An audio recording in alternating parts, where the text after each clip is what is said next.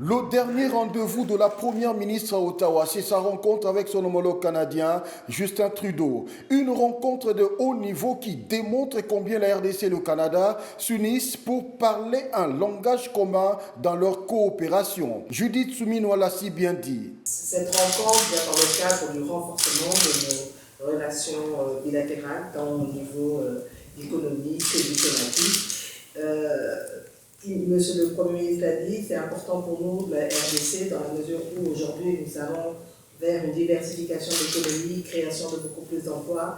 Donc nous sommes à la recherche des investisseurs privés qui viendraient en République démocratique du Congo. Il y a déjà des investisseurs canadiens, notamment dans les mines, mais pour nous c'est aussi de pouvoir profiter de l'expérience, de l'expertise du Canada en matière d'économie verte, de diversification de l'économie, de la transition écologique. Je pense que vous avez une bonne expérience dessus, la formation professionnelle, et donc ces échanges, ça serait vraiment quelque chose sur lequel on pourrait renforcer notre coopération bilatérale. La conférence Africa Accelerating rencontre aussi bien avec les autorités politiques que les hommes d'affaires canadiens. L'occasion était indiquée pour ce rendez-vous tout particulier avec le Premier ministre canadien. Les deux personnalités à huis clos ont eu un autre échange allant très certainement dans le sens d'unir les efforts pour atteindre des objectifs communs.